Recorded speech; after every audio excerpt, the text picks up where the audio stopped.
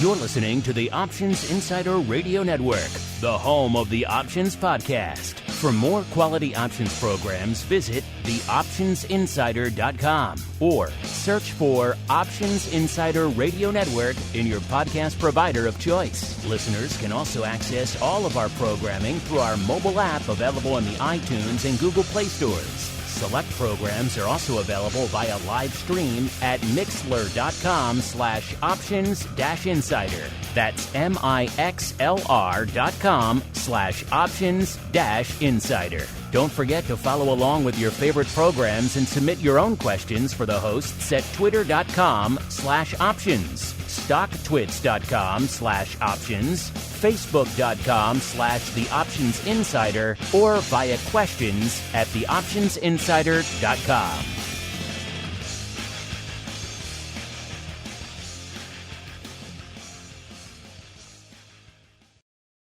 It is a dangerous world out there. Volatility is on the rise, and your clients' portfolios are under assault from a growing number of threats. Simple diversification is no longer enough to shield the assets under your protection. Registered investment advisors, financial planners, and asset managers need a new weapon in their war on risk. Welcome to the Advisor's Option, the program designed to arm busy advisors with the information necessary to properly manage risk in this volatile environment. From options education, trading strategies and tips, to industry news and interviews, you'll find it all on the Advisor's Option. The Advisor's Option is brought to you by the Options Industry Council. The OIC was created to educate investors and their financial advisors about the benefits and risks of exchange-traded equity options. For more information on how the OIC can help you implement options in your practice, please visit optionseducation.org. The Advisor's Option is also brought to you by Option Research and Technology Services. ORATS is your source for options backtesting. It's where you turn your ideas into results. Founded on the floor of the SIBO over 2 decades ago, ORATS is a full-service option research firm focused on helping you develop options strategies in line with your investment objectives. With a state-of-the-art backtesting platform, scanning, and implementation tools, ORATS offers end-to-end option strategy development, making the whole options trading process easier. For information about backtesting, scanning options data, including dividends and earnings, visit orats.com or email Matt Amberson at matt@orats.com. And now, it's time to learn how to implement options in your practice. It's time for the Advisor's Option. All right, everybody. That music means we are back once again with the Advisor's Option, the program here on the network for you, the busy financial advisor or asset manager. We get it. You're busy out there dealing with your clients. At least you should be. These are pretty tumultuous markets we're all living through together. Luckily for you, we are here for you on the Advisor's Option. My name, of course, Mark Longo from theoptionsinsider.com. as well as from the ever-engaging, at least we tend to think so, Options Insider Radio Network. And joining me on the old program today, once again, our old friend, our partner in all things Advisor's Option crime, Mr. Matt Amberson, the principal over there at ORATS, a.k.a. Options Research and Technology Services. Mr. Matt, welcome back to the Advisor's Option program, sir. It's great to be here on my new microphone. Yes, you sound fantastic, sir. And it's great to be here. We have a sidekick, so I'm very much looking forward to having someone with us, Mark. This is going to be great. Yes, also joining us, we prefer not to call it the sidekick chair. We call it the guest chair. How's that sound? Guys, sidekick can work too. Pick your preference out there. Joining us for the first time here on the Advisor's Option program, even though he has been on the network once before, way back in the dark days of 2020. Mr. Barry Martin, the portfolio manager over there at Shelton Capital Management. Barry, welcome to the Advisor's Option program. Hey, good to be here. Thanks, guys. And I like Sidekick. Sidekick works. You'll go with Sidekick? Okay. Whatever you prefer, we could roll with here at the end of the day. Barry, like I mentioned, you have been on once before, but it was on a different program, and it was quite some time ago. So for our listeners here on the advisors option, you are a newcomer. So let's start the way we do with all of our newcomers here. Why don't you give our audience a bit of an overview of your background in the financial space, as well as what it is you folks do over there at Shelton Capital Management? Yeah. Once again, my name is Barry Martin. I'm the portfolio manager here at Shelton Capital Management. Shelton Capital Management is a boutique asset management firm that's located in Denver, Colorado, but I'm actually out here in San Francisco. We have about $4 billion under management, and of that, I run about $1 billion of that, and that's basically option overlay strategies. And so that's a combination between two things. We have a mutual fund that's available, and that symbol is EQTIX. And then we have separately managed accounts. That is a combination of customized portfolios, which my partner Nick Gribino runs, which he was previously on your show. And then something similar to the mutual fund that I run, which is our separately managed accounts. I've been doing this strategy for, I think it's been 25 years now. Started at a small boutique firm in Palo Alto, mainly trading options and doing option covered call writing, secured put writing, and then moved from there to portfolio management. And then roughly around 2007, during the financial market turmoil, we split off, and then I started basically from scratch at zero at Shelton Capital Management in 2008, and built our business from there. So that's basically us in a nutshell. All right, now with the team assembled, listeners, let's dive right on in to the P&L statement. What the heck happened in the options markets since our last episode? Let's find out with the P&L statement. All right, everyone, welcome to the P&L statement, the segment that was born out of the pandemic, listeners, because so much was going on in the markets in between episodes. We needed to spend a lot of time at the top of every show discussing it, so we thought, let's just encapsulate that in its own segment, and thus the P&L statement was born. And of course, since our last episode, listeners, I mean, AI was hot on our last episode. There was, of course, the dance between Google and Microsoft back and forth, the will they, won't they dance. NVIDIA was starting to feel some of that love, but since then, it's just kicked into high gear, listeners. All anyone could talk about these days. It's 0 day, and of course, all things AI at the end of the day. That has lifted the markets quite a bit, selling off a bit today. So after the protracted AI-driven rally we've seen for the better part of the last week and change, now we're finally starting to see, at least as we're recording this, listeners, a little bit of a sell-off, giving back some of the gains we've had. Of course, the debt ceiling, hopefully in the rearview mirror. We shall see. All the I's still have to be dotted and T's have to be crossed. So there's still some lingering issues potentially there. But right now, a little bit of red on the screen, even though we have been green for quite some time. Mr. Barry, we'll start with you as our official sidekick for the show today. You get pride of place, sir. This is your first appearance on the show, after all. Let's start with you, looking back on this crazy, tumultuous year. A lot of people had a lot of interesting expectations coming into the year. I don't think it played out, so far at least, the way most people have anticipated. So let's start there. How is 2023 playing out compared to your expectations, Barry?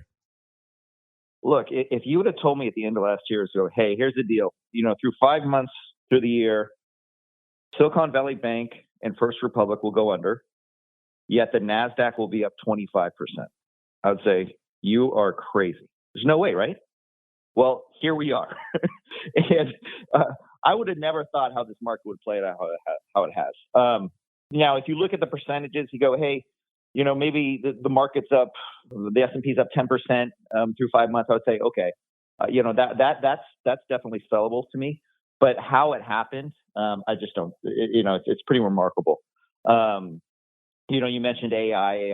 I think the more times that we talk about it, do we make more money? Maybe, but yes, we are paid by mention. So let's say it as many times as we can during the show.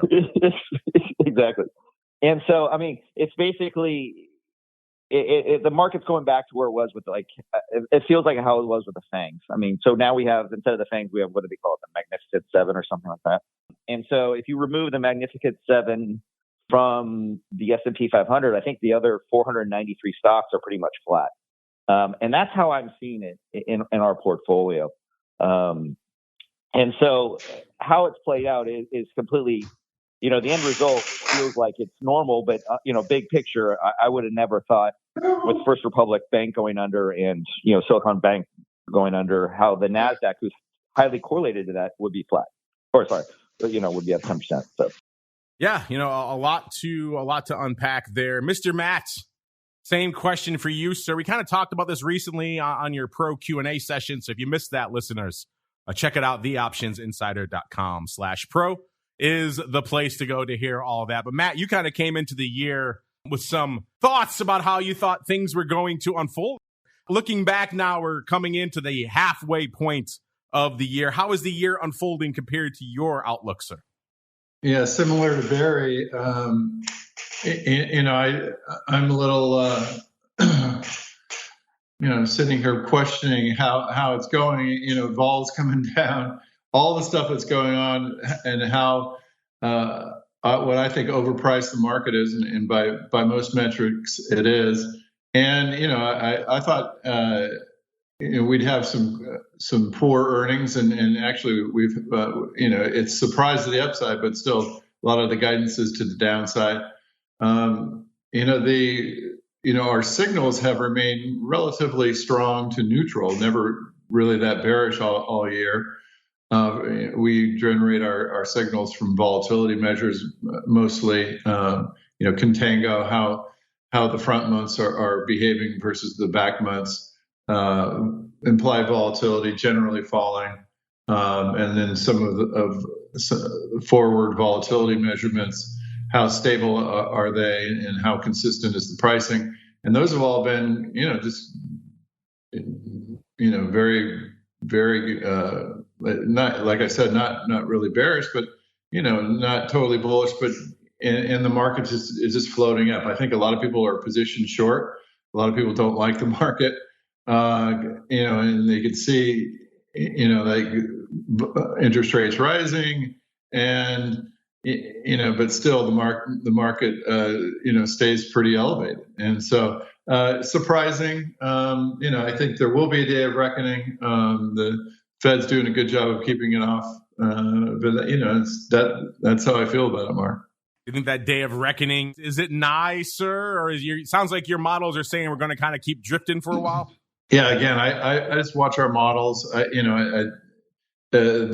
When they start going off, that's usually when things start happening. I mean, we've been pretty good all the way through this, but again, you don't want to get in front of them. When you second get, I have these. I trade in my personal account, and I have these big Post-it notes. Don't go against your, even though you feel the market's overvalued, don't go against your signals. Don't go against what the, we have a trading club and we go over the signals every week. Don't go against it. So I have to keep reminding myself, so just, I have some way out of the money put calendars in case it does go down, and then, some short put spreads, just to be delta neutral, and as this market kind of floats along and goes up a bit. So I just, it's hard to be disciplined. It's hard to stay the course when, it's going to take a while. I thought it was going to take a while. We've kind of turned to, where there's volatility on the upside and the downside now. So, it's a different type of a market, I think, than, 2017 in that area, especially from a volatility perspective. But I just have to keep telling myself to watch your volatilities, everybody, and watch the contangos, and they'll give you a hint. And, the thing is, when the market starts going, people are positioned short, so they start hedging, so it kind of stops it. And I think the zero DTE is actually dampens volatilities too. So, you got that as well. That's why you can't get too aggressive on the bear side. You got to do these calendars and such, Mark. That's how I'm looking at it. If I can read between the lines of what you just said there, Matt, you just said buy NVIDIA. Those are your words for the listeners out there. Barry, same question for you, sir. Looking ahead to the rest of the year, obviously the first half of the year, kind of surprising a lot of folks. What is on your docket? What are you looking towards, maybe with anticipation or dread for the second half of the year, sir? Yeah, I'm more towards the dread. It's just this, inverted yield curve. We've had that for a while now, but also like we had an earnings decline for the second consecutive quarter. I just think that we're slowing down a bit. And as we mentioned before, you can only say AI so many times in an earnings call and let it keep on pushing up your stock. But, I think I'm not too bearish per se. I just don't think there's that much appreciation left in the market. Now, I've been wrong before, but that's kind of what we're seeing. And I think, strategies, not to talk my book, but, strategies of selling away the upside and selling calls, I think does make sense in this type of environment. And especially, you look at the market, we're taking out the 7 stocks. It hasn't been the greatest year. It's been relatively flat, and I can see that continuing for the next 6 months at least until the end of this year. I don't see why we'll continue this rapid pace of upward movement of stocks. But you've always had when we get into these type of markets, you do have the blowout. So there could be some more appreciation, but I would be worrisome of the downside risk that's out there for sure. Well, speaking of things continuing, the show must continue right on into our next segment. It is time for Options 101. It's time to learn how to manage risk and generate additional income for your clients. It's time for Options 101.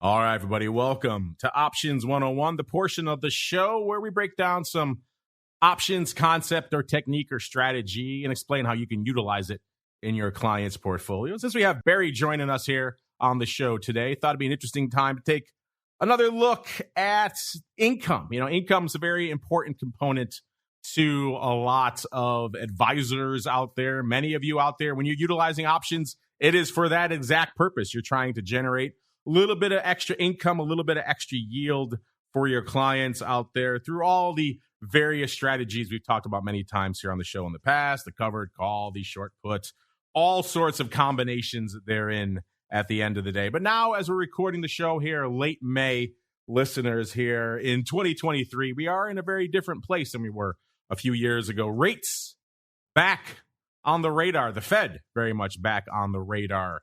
Markets looking to a lot of people somewhat spooky, somewhat top heavy out there. So the environment now for owning a lot of equity and writing options against it has a lot of headwinds. So maybe let's start there, Barry. I'm sure for you and for the team over there at Shelton right now, when someone contacts you or you guys pick up the phone to explain your fund to someone, I have to imagine for a lot of advisors and their clients out there right now, the biggest question may just be why? Why bother? Why should I bother doing this right now? I can go to cash, or I can put a substantial portion of my portfolio in cash, take a reduced risk from all the headwinds of the market, and still collect somewhere around 5%, maybe more, depending on what kind of account you're looking at out there. So would you say right now, Barry, that's the biggest obstacle to what you guys are doing is folks just saying the heck with it and going to cash and being happy with your yield there?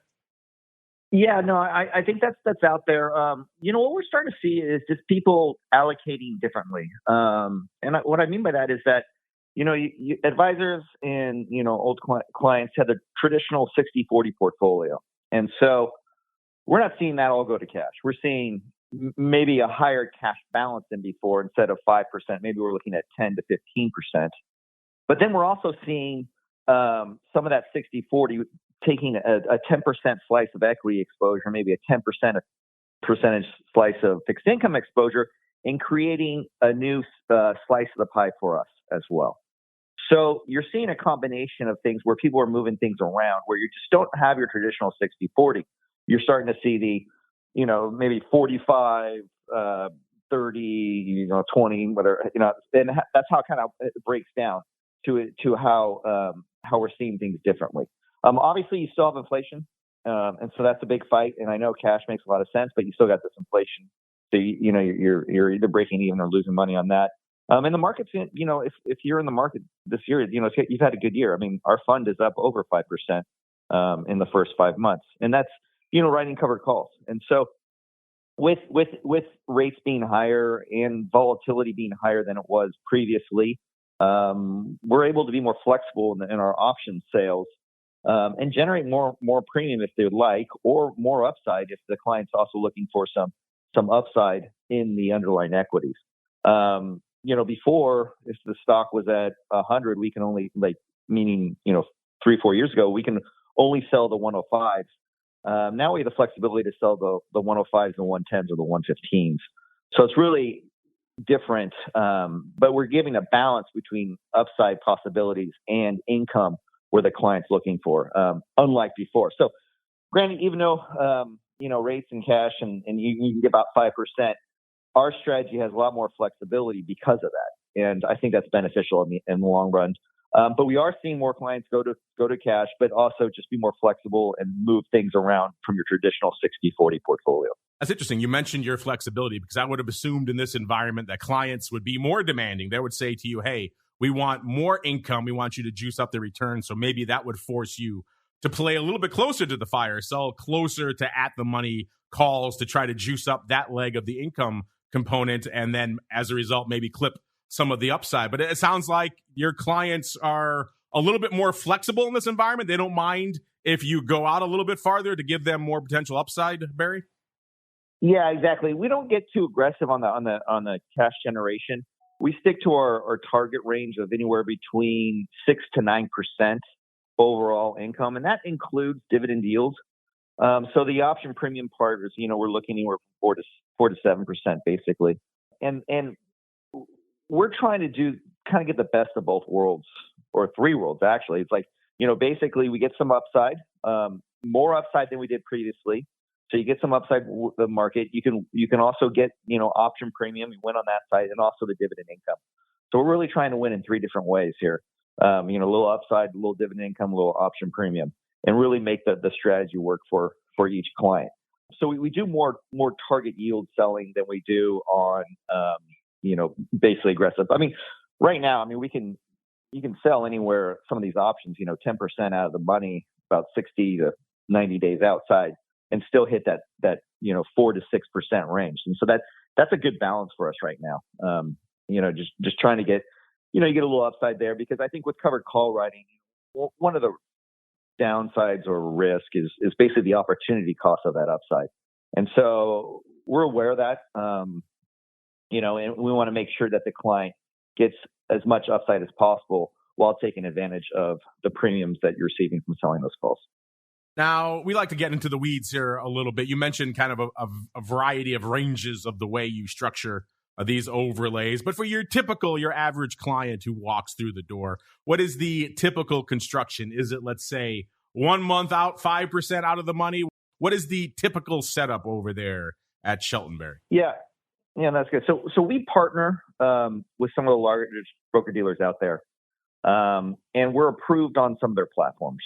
And since we're approved on their platforms, we're only allowed to do very basic stuff. And I think that's why people like us, because we're pretty vanilla, right? So, one of the things that we do is that, advisors hire us to sell covered calls. We don't put calls on, we don't take them off and then put them back on. We don't try and time the market. So we'll always be written. And so we're always selling the covered calls. And also we sell covered calls on individual names instead of index calls. A year like this that will underperform because you have my technology is not up 25% year to date. It might be up only, 16 to 17%. So there's some underperformance there. But over the long run, I believe that writing individual names is beneficial to clients. In saying that, so the fund, we have two different flavors. We have the fund and the separately managed account. With the fund, I'm just hitting that basically that 6 to 9%, and that's paid out quarterly. So whatever's earned, not received, whatever's earned. So I have to generate the gains that will be paid out. I don't take the cash premiums and pay those out to clients. It has to be earned to paid out. And so that's paid out in a quarterly dividend. So if you're looking for cash flow and income, that's probably the most appropriate route. With a separately managed account, obviously it's customized to the client. So this is where someone could take more off the table. Someone could write secured puts if they like. If someone could maybe just say, hey, I want to write, as far out as possible because I'm bullish on the strategy, or write them tighter. So in that case, we have it's more customized solution, and it's really, we put the ball in the advisor's court and say, hey, what are your thoughts on the market? What do you think? This is what we're doing. If you think this, then maybe this might be appropriate. So we really let the advisors dictate the relationship and what we're doing. But I think at the end of the day, the advisor realized that, hey, what we do is sell covered calls. And this is how covered calls perform in certain environments. And if you think this is how it's going to be beneficial, then we're the right person for you. And so that's kind of how we approach things. Matt, same question for you. You and I have chatted a few times recently about your optimal structure for covered calls, most recently on your Pro Q&A session. I know for a lot of last year into the beginning of this year, you were starting to dial it back a little bit. You were moving those covered call strikes as far out of the money as possible, or maybe even selling call spreads, not just covered calls, because so much of the returns of the strategy was coming from the upside of the underlying, not from the income side. These days, as you mentioned at the top of the show, things are a little bit topsy-turvy out there. Markets maybe a little scary for people out there right now. We also have vol not really giving you a lot of reward for that income component. Vol kind of across the board, most of the major names hovering at or near 52-week lows right now. So not a lot of juice for the squeeze out there. So how are you adjusting your approach to covered calls in this environment, Matt? Yeah, I mean, we obviously do a lot of back testing, and we look at the skew too. The skews come up as important. So at the beginning of the year, it was quite flat, and I'm wondering how that might have affected what Barry's doing, because since it was so flat, meaning the puts and calls were closer together than in volatility terms than usual. As a matter of fact, it was about as low as that we've seen it, and we were on the show talking about that. So that's a good time for selling calls, and I think that's why Barry could get sell those 110s and 115s when he could usually only sell the 105s. So we saw that the cover call was a little bit juicier at the beginning of the year, but since that vol has come down and the skew has gone to where the puts are a higher vol and the calls are a lower vol, so it's a little bit more difficult. In these regimes, like a call spread, since you're selling closer to the money and then you're buying a farther out strike with the skew so steep, you could get some benefit from a call spread.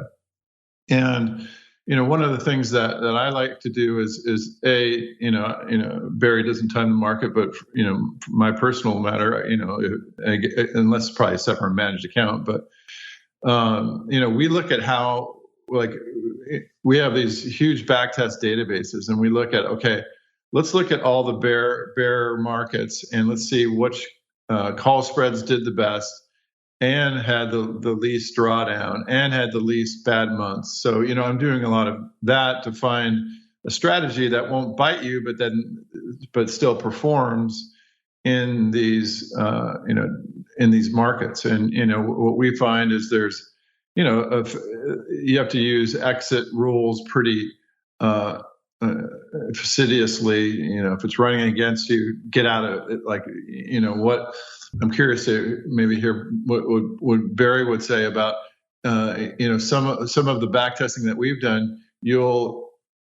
The stocks will have their biggest up moves. It'll only be a few days, and if you miss those days, you miss quite a bit on a percentage wise of the upside that stocks have enjoyed. So call spreads are a way to do it. Being nimble is another way to do it.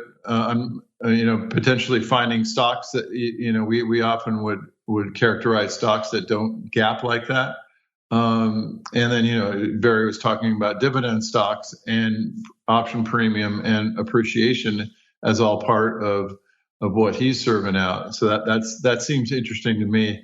I worry about that big gap move up where you might you have a chance of losing a lot of what the stock gains. And then, around earnings, what do you do? We've found that avoiding earnings is sometimes helpful. So those are the things that I look at, and those are the approaches I take to the call side, Mark. Well, Barry, he raises a good point. Sometimes you're at the covered call and it's in NVIDIA and the stock rallies 25% overnight. So in those types of scenarios, because you mentioned you're writing single names as well and they generate good returns for your clients, they also have the propensity to have those explosive upside days versus something like the SPX. Those in those environments, Barry, what are the rules at Shelton? Is it just a case of you're keeping things near dated, you let the underlying get called away, and then you reset in the following cycle? Or how often and aggressively do you roll, Barry? Yeah, so that's a good question. So how we attack that is that, once again, it goes to the point of like what we can and can't do with our partners. So we can't do a call spread because we can't really, you can't buy calls. We can't sell puts because everything has to be married. So all these rules that we have to play with or play within. So we can only play in this little sandbox over here. So how we minimize that is that with NVIDIA is in our mutual fund. It is, it's top 10 holding. And so with NVIDIA is that to get a 5% annualized yield, I don't have to sell that many options. Maybe only 15% of the portfolio. And because there's so much vol, so it's 15% of the NVIDIA position. And if they have a dramatic increase, then what you can do is I can let that 15% go, get called away, and then sell another option roll, or I can roll up those options. And so when we roll it up, I'll have to pay for that buyback plus get the 6% trade over 60 days going forward. So that roll might be rolling up to maybe a 30% of the coverage ratio of NVIDIA. And so then if it keeps on going, then I buy back 30%, and then I can do like 60% of the coverage ratio until there's a point where I can't roll out anymore, and then I just let the whole position get called away, or I let incrementally the position get called away. So I'm basically selling away some upside. So, or selling a portion of that NVIDIA position as it gets called away. And so I think the key is how we attack it is that we have option positions on every position on the underlying holding, but it's not fully written. And that by not being fully written, it gives you some flexibility that when you have earnings announced and you have this huge upside, you do get more of the upside than you would have fully writing that portion. So that's kind of how we maneuver and reduce that opportunity cost, that risk of a dramatic swing upwards. And that's kind of how we attack it. It's just basically not selling all the options at once and just selling enough to hit our target yield number. And then if it goes in the money, then we try and roll it, or we maybe just let that 15% of the position or 20% of the position get called away. And that's how we attack it. Interesting. Scaling. That's another approach you can take to kind of set that at the outset, listeners. So if you are worried about, everyone's got NVIDIA on the brain these days. If you're worried about an NVIDIA in your portfolio and you're writing covered calls against it, scaling one way you can tackle that as well. But it's time for us to keep on rolling with the show right on into the buzz. Busy financial advisors don't have time to follow the latest developments from the options market, so we do it for you. It's time to get the buzz.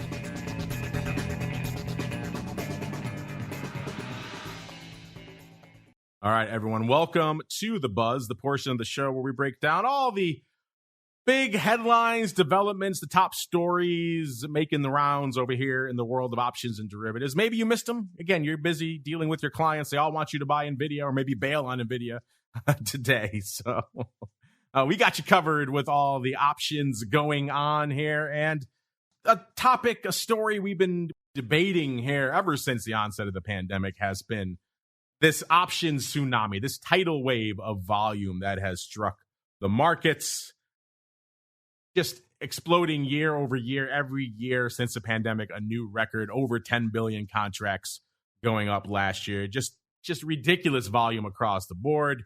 And the other side of that was, can this continue? And also, can we start seeing even more ridiculous records? Like, let's say if we hit 10 plus billion contracts in a year, the notion of a 1 billion contract month not unforeseeable anymore. And we did hit that not too long ago. In fact, a couple of shows back, we were talking about March being a record month, 1.1 billion contracts with the B changing hands. The first time we had a B handle in our monthly volume reports from our friends over there at OCC. So that was a record by any stretch of the imagination. Last month, April, not really able to match that 764.3 million contracts.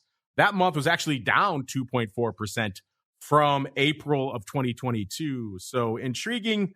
We had, of course, the banking crisis really driving a lot of paper, a lot of concern, a lot of volatility throughout the month of March. That didn't really carry over into April. Now, as we're recording this, listeners, it is the last day of May, so we'll know by tomorrow how we're looking here for this month. I'm trying to see if I can run some scans here while we're talking to get some up-to-the-minute numbers here from our friends over there at OCC. And intriguing stuff nonetheless, but the question now remains, here we are, May, a debt debacle driving everything, of course, now NVIDIA and AI driving a lot of upside. But usually when we see these lingering concerns hanging over the market, like the financial, or I should say the banking crisis back in March, and maybe now the debt ceiling debate / debacle lingering for the better part of the month of May, would that be enough to drive us back over that 1 billion mark and keep us on the path towards yet another record year? Barry, we'll start with you as our guest / sidekick on the show today. First off, your thoughts. We're just coming off a couple of months ago, a ridiculous record month, 1.1 billion contracts on the tape. Did you ever think we would see that at least this quickly, this soon here in all of our options lifespans? And then B, looking at this month with all the madness unfolding, do you think we could possibly threaten that level again? You know, it is crazy to think back. And, you know, I've been doing this for 25 years. I think where we're at with the options trading and how much it's increased over that time. And, you know, it's just becoming more popular across the board. I mean, 10 years ago, people really didn't know, like friends and family didn't know what I did. And now they're talking to me about options at the dinner table, which I think is very interesting, right? So we're starting to see that happen more. And also, you know, in regards with advisors, we've never seen our strategies be more popular. And not necessarily, I mean, we're already getting inflows, a lot of inflows, but we're also just a lot more calls, a lot more notifications. It's just becoming more the norm. And I think that's a lot of help to people like yourself. Thank you for you know, getting the information out and education out there. And it's just, you know, the advertising and just the ability also for advisors to see the benefits of using options in their practice. And that flows down to, you know, basically clients. So I think before, institutions always, you know, delved in the options market and derivatives market, but now we're starting to see advisors add way more to their books, and they're seeing that, and also with the end client.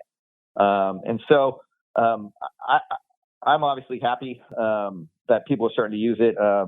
Maybe my strategy isn't, you know, right for everyone, but you can't say that about derivatives itself. I mean, there is a place. It's a good toolbox for advisors to have.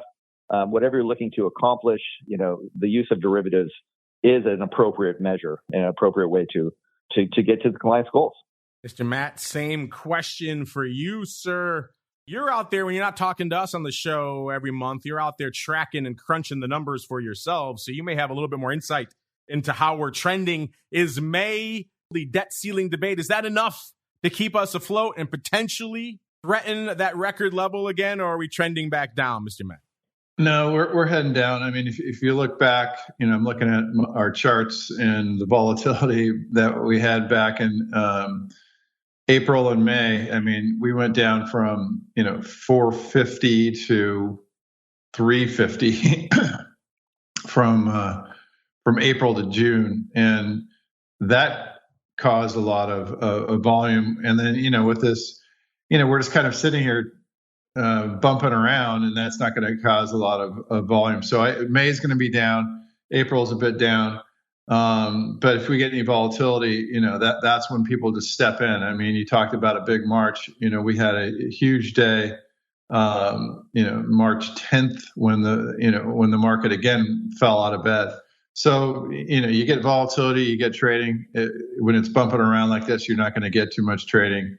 But I think we're going to see a lot. And, I'd have to echo what Barry says. We're hearing a lot from our clients. People are coming in, buying data, looking for back testing, looking for automation of their trading, and just everything. I mean, people are looking for, help with tools with their options trading. A lot of people don't have time. That's where someone like Barry is perfect. But they've heard a lot about options. A lot of people are so much more knowledgeable. And I would echo what Barry said too. Option Insider Radio has done a lot. How many years have you been on, Mark? I mean, it's a lot of words out there, and you're busy every day. So there's a lot more people that know about options, and I think that's the spillover has been good for the industry, Mark.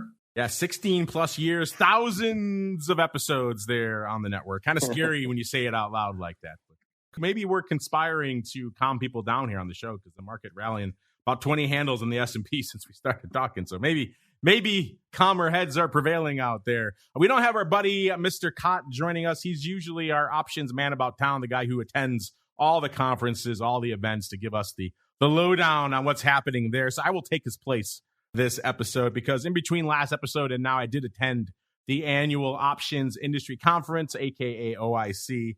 It's an interesting event. As the name implies, it is for industry professionals. So you're going to see a lot of exchange folks there, brokerage folks there, market making, market structure type people there. And that's really what a lot of the content is. So for advisors, in the past, there was a separate advisor track. In fact, I chaired the advisor panel at the conference a few times. It was intriguing, including very early in the morning after a parade on Bourbon Street in New Orleans. That's a memorable one. So they have made attempts to make individual advisor type events. This year, not so much more streamlined event as a lot of these things are post-pandemic out there. And the main topic everyone had on their brains was this 0-day phenomenon. As you could expect with exchanges and brokers, they're all driven by volume at the end of the day. And the volume is there. The volume is on the very short-dated portion of the curve. So everyone's debating how we can get more of that. OCC, as I said before, has been pushing back for a while, saying they lack the infrastructure, the technology, call it what you will, to really handle processing those on a day-to-day basis on single names, let alone during tumultuous periods like earnings season. But we had big exchanges like NASDAQ and others coming out on session saying, hey, we fully endorse 0-day contracts in single names as well. So it does seem like there is a strong impetus behind the scenes to make that happen. So in the past, I was kind of downplaying that a bit and saying, I don't think we're going to see this anytime soon. I still don't think we're on track to see this kind of thing this year, but perhaps faster and sooner than I initially anticipated was my takeaway from a lot of those sessions. Luckily for you listeners, if you are intrigued, you weren't able to make it down to Nashville last month. Well, we got you covered here on the network. It's already hitting our pro side of our network, and it will start making its way to the on-demand side. In fact, some of the interviews I've done already hitting the on-demand side. So you can see those, and the panel audio coming pretty soon as well. So you'll be able to hear all those sessions for yourself. So if you want to see exactly what the options industry thinks about things like 0-day or the growth in retail or the growth in institutional, or all the other myriad topics that are impacting the world of options, Washington regulation, all that stuff, we'll have it for you completely for free coming to the network. Stay tuned. If you subscribe to the full network, you're already get it in your feed. Otherwise, check out our special events feed, or you can go to the OIC section on our website, and we have not just the audio for this conference, but all of the previous conferences there as well. So there you go. You folks get to check it out for yourselves. Why? Because we like you here on the show. As we keep on rolling, I mentioned it is still earnings season, so it's time to check in on the earnings volatility report. Earnings announcements can move markets, but what is the options market telling us about upcoming earnings events? Let's find out with the Earnings Volatility Report. All right, everyone, welcome to the Earnings Volatility Report. This is another one because we like you. We make this data available for you for free over there on the website. Just head on over to theoptionsinsider.com. Click on the Options News and Articles tab, and you could dive as deep as your heart desires into all of the various nuances of earnings data, the earnings move results, earnings season, and even the earnings trades reports. A lot to unpack there, Mr. Matt. I know coming into the start of this season, you and a lot of people were expecting some pretty dire announcements. Now that we're a good way through the season, sir, how is it unfolding versus your expectations? Well, it's almost right on expectations, So we make this earnings report, Mark. Obviously, you're familiar with it because you helped design it, where we look at the implied earnings moves. So you could go in and you could figure out based on volatility relationships. So the volatility is often higher in the earnings months versus the non-earnings months. So we could figure out with pretty good accuracy what the expected move is in a stock from the options market. And you could look at the straddles too. And then, you have to be careful how you take out what's left in the straddle after expiration. Anyway, so we compare what is expected to what actually happens. And then we show that by each week of the earnings season. And what we found is kind of interesting. The first couple of weeks are usually under the expectations. The weeks 3 and 4 are usually over, and then 5 and 6, it's a crapshoot. So this year, kind of been no exception. Week 3 is the winner as far as if you're owning straddles and you're comparing the actual move compared to the implied move. And we're basically right on 100%, right at 99%. So the expectation is right on the earnings season. There's not much left. Let me look. Today we have Chewy coming out. If you have a pet, we probably have some Chewy on the porch right now. The straddle implied earnings move is slightly above the past earnings move for Chewy that it reports after the close today. CRM is the Salesforce. They're a little bit higher than normal. JWin Nordstrom a little less than normal. NTAP coming out a little bit just barely above what's expectation. So we're just winding down a bit. Lulu comes out after the close tomorrow. I would say most of these stocks are implied at slightly higher than their past earnings moves. So, yeah, it wasn't a banger. It wasn't a snoozer either. So it was kind of right in the middle, Mark. Which is kind of shocking to me. I thought this one especially would be when the crows come home to roost, where you're seeing some of these earnings expectations going down, but it's not as bad as I thought. So we'll see, Mark. Barry, same question for you. You mentioned earlier that you enjoy writing covered calls on single names to capture some of that additional premium they offer. A lot of that coming during periods like right now, which is, of course, earnings season. What is the impact of earnings season and indeed earnings volatility on how you structure your overlays, Barry? Yeah, well, my NVIDIA calls are in the money, first of all. I think everyone's are these days, Barry. Yeah. But, you're getting a good comeback today. Maybe you hold on to them a little bit. They're back out of the money again. We'll see. So, a long way to go. So we're typically writing shorter day calls. So when we're selling these options, earnings obviously has a big factor in the options that we sell. Since again, as I mentioned before, that we're targeting yield. So around earnings, it gives us flexibility to either sell further out of the money or sell a little bit tighter with less options to hit that target. So it gives us a little more flexibility because the volatility is a little bit higher. So we try and take advantage of that. As with the whole process of our scaling is that, it really depends on how the market does and whatnot. But what we've seen is just, basically our semiconductors outside of Intel and Qualcomm have been they're drastically in the money. But in general, earnings, they're kind of coming in pretty average, as Matt mentioned. But there is still a slight earnings decline for the second consecutive quarter. So we'll see how that plays out. And are we continuing that process? We'll see. But yeah, typically with the options that since we have single names on the options, and we're always selling calls on the underlying equities. It is definitely a factor in what we're doing, but we try and take advantage of that as much as possible. All right, listeners are coming up against it. Got a little bit of time left in the show, so it's time for your questions. It is time to start our office hours. It's time to answer your pressing questions about options. It's time to start our office hours.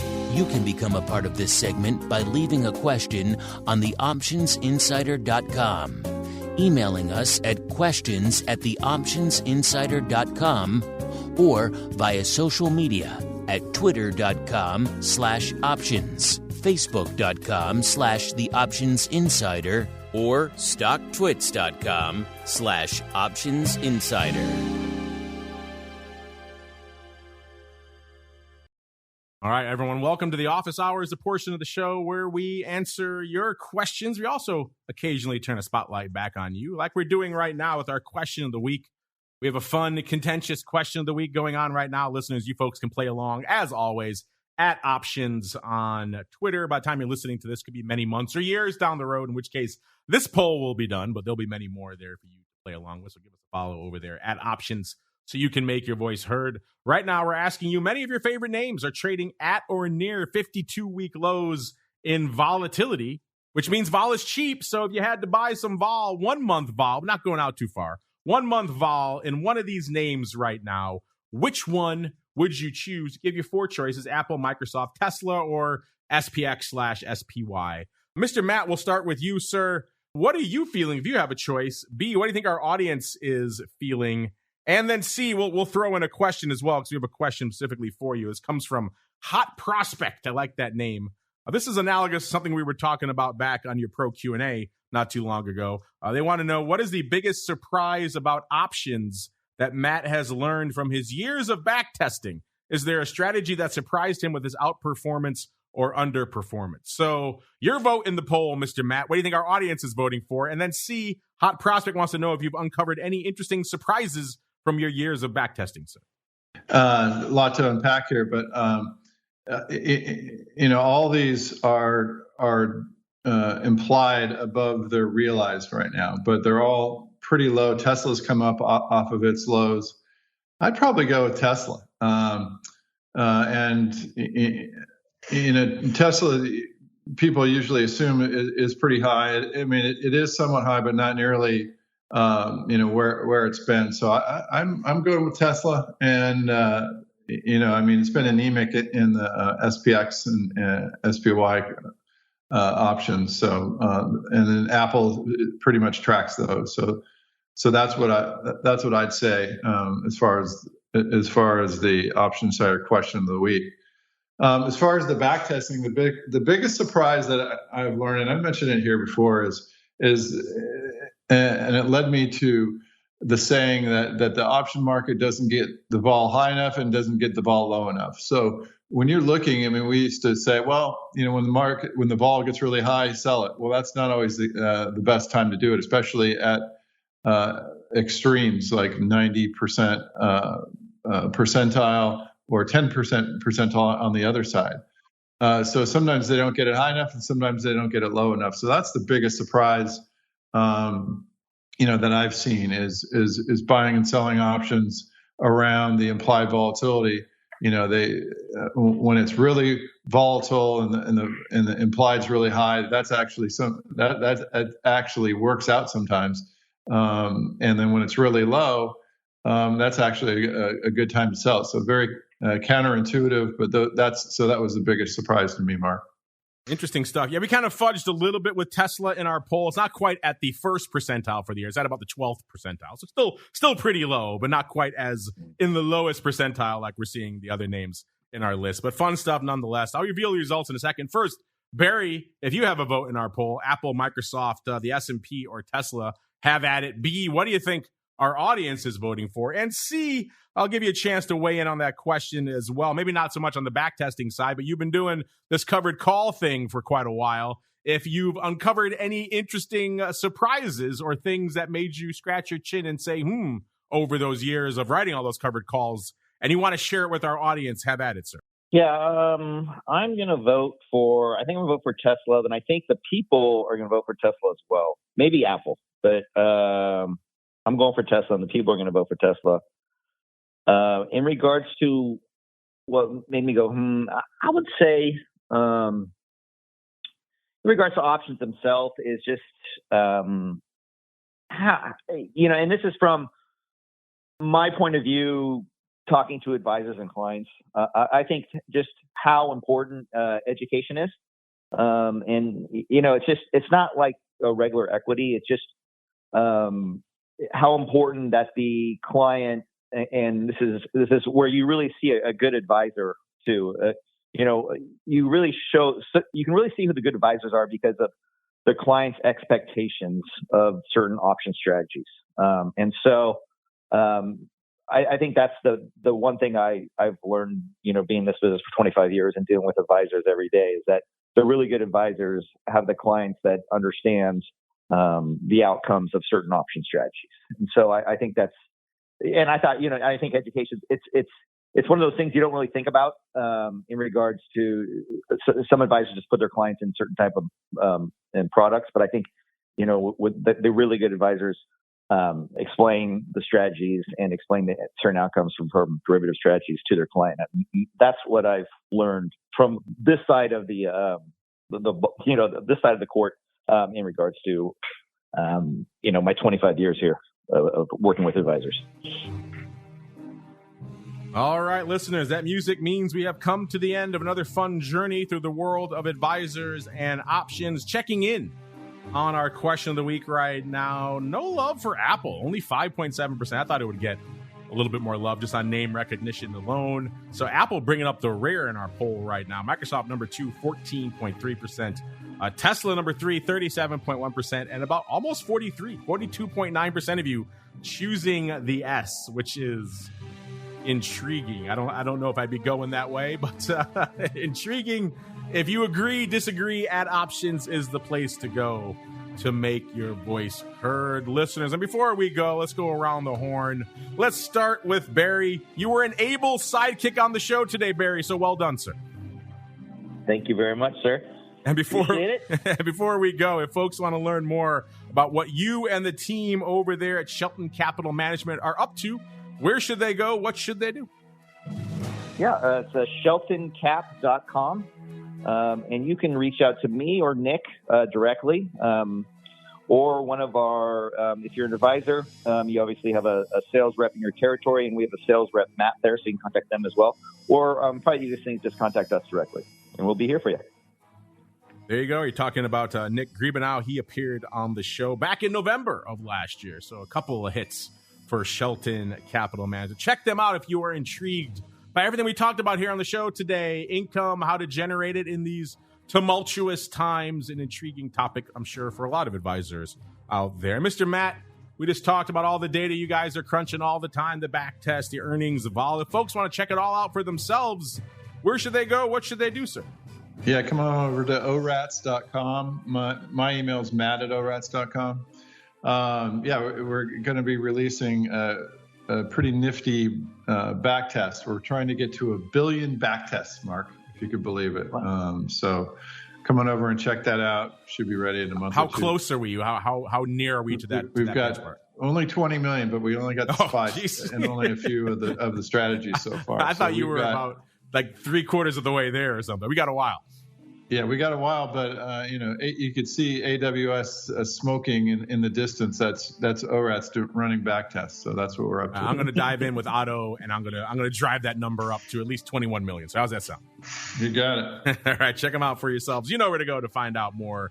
Orats.com, ORATS.com, or give them a follow on Twitter as well at OptionRats, all one word. You like all this data we're talking about? They tweet all kinds of great stuff in between episodes of this fine program. And last but not least, don't forget our friends over there at the Options Industry Council. Check out what they have to offer on the education front. Optionseducation.org is the place to go to learn more. They also do an educational show on this network. You may be intrigued by it. It's called The Wide World of Options, where they dive deep into some educational topic. You can check that out. If you're listening to the full feed, of course, you'll have that available for you already. If not, you can, of course, subscribe to that on just about every audio platform under the sun. So intriguing for a lot of you out there. That's going to do it for us here on the Advisors Option side. If you're in our pro audience, you're listening live, you got a nice bonus coming up in about half an hour. I will be joined live by Mr. Dan to hold court for an hour. So 2 episodes back to back, another doubleheader of Options Boot Camp. So look forward to that.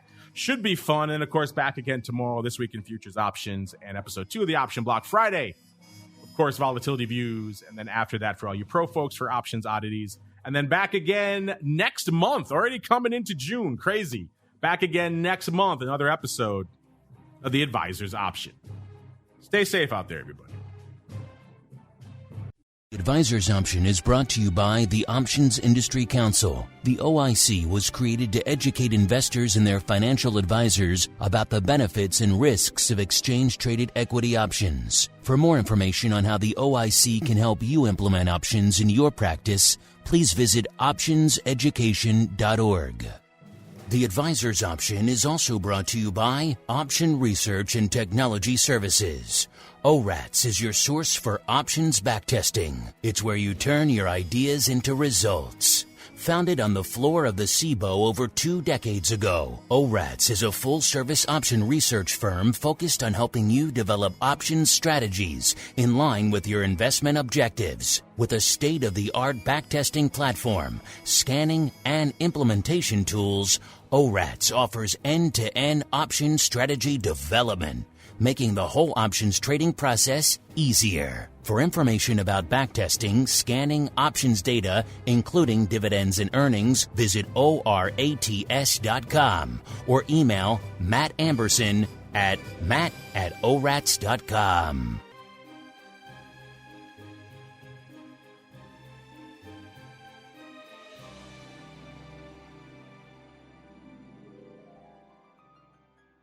You're listening to the Options Insider Radio Network, the home of the Options Podcast. For more quality options programs, visit theoptionsinsider.com or search for Options Insider Radio Network in your podcast provider of choice. Listeners can also access all of our programming through our mobile app available in the iTunes and Google Play stores. Select programs are also available via live stream at mixlr.com/options-insider. That's mixlr.com/options-insider. Don't forget to follow along with your favorite programs and submit your own questions for the hosts at twitter.com/options, stocktwits.com/options, facebook.com/theoptionsinsider, or via questions at theoptionsinsider.com.